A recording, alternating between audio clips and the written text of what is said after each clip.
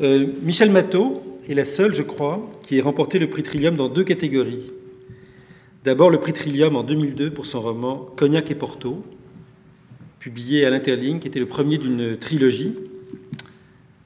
Café crème et whisky et un doigt de brandy dans un verre de lait chaud.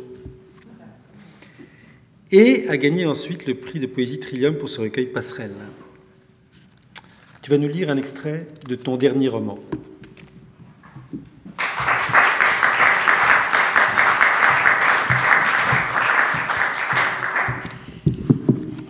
C'est toujours délicat quand on lit un roman parce qu'il faut expliquer un peu. Puis moi, je ne sais jamais trop comment faire bien les choses.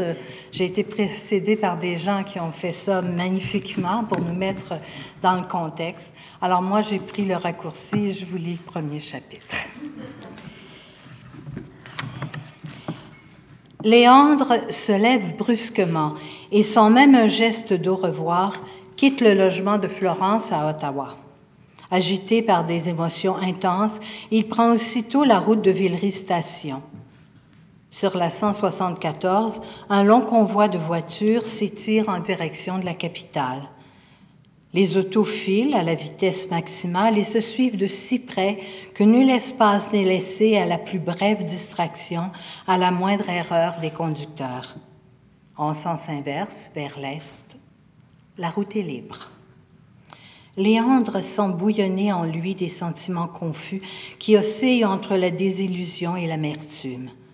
Les sourcils froncés, il fixe la bande d'asphalte que la canicule de juillet fait encore luire à cette heure-là. Soudain, une auto sort du convoi qui voyage vers Ottawa. 2 phares foncent à vive allure vers Léandre. Hypnotisé par le regard lumineux qui se précipite vers lui, il fige. À droite, une paroi rocheuse. À gauche, un ruban de voitures indifférentes. Devant lui, la mort qui s'approche. Léandre n'arrive pas à réagir. La peur gonfle ses tempes. Ses mâchoires deviennent des étaux. Le face-à-face est imminent. Il ferme les yeux. Il attend la collision.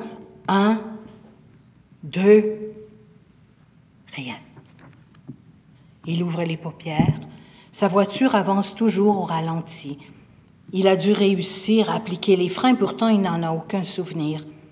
Devant lui, la voie est de nouveau libre. Léandre ne distingue que la lumière frisante du jour et la courbe souple et désinvolte de la route. Le véhicule fatal semble avoir été avalé par le convoi parallèle. Léandre ne pourrait même pas dire laquelle de ces automobiles qui circulent en sens inverse se ruait vers lui quelques secondes plus tôt. Des sueurs froides coulent dans son cou, il tremble. Derrière lui, des conducteurs déconcertés par la vitesse de son véhicule s'impatientent. Leur klaxon le ramène à la réalité. Il accélère et retrouve bientôt le rythme de la circulation. À Cumberland, le feu passe au rouge. Il stoppe, tremblant toujours. Son rythme cardiaque s'affole. Il sent qu'il ne pourra jamais poursuivre ainsi jusqu'à Villeray. Il préfère prendre les routes rurales. Il tourne à droite dans la rue Cameron, puis à gauche sur le chemin Old Montreal. Il roule jusque vers Dunning. Même la traversée de Cumberland à 50 km/h ne lui permet pas de retrouver la calmie qu'il souhaitait.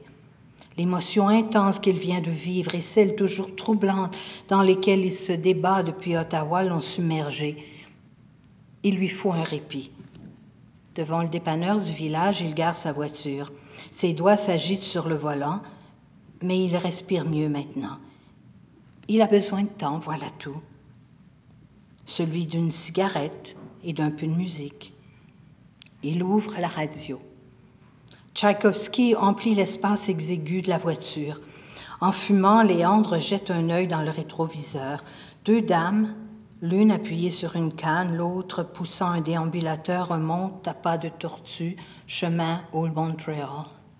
Léandre les suit du regard jusqu'à ce qu'elles s'engagent dans la rue Saint-Jean, probablement pour regagner la maison de retraite tout près. À quand mon tour? s'interroge Léandre, frappé par le tableau de cette langue déchéance qu'est parfois le vieillissement.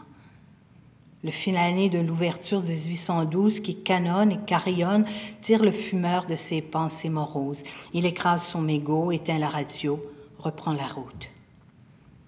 Les kilomètres déroulent leur grisaille goudronnée. Sur le chemin colonial, le fuseau blanc de l'église de Sarsfield s'allume sur l'indigo du ciel. Plus loin, sur le chemin du golfe, des îlots d'épinettes font le guet. Léandre entrevoit le miroir d'un étang argenté, le velours des grines.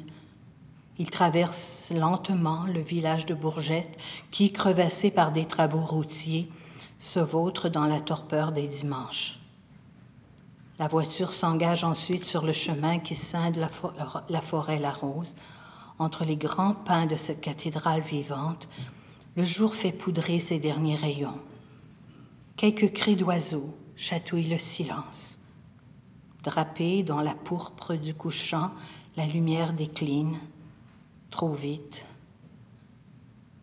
Bientôt la brunante emprisonne Léandre. Merci.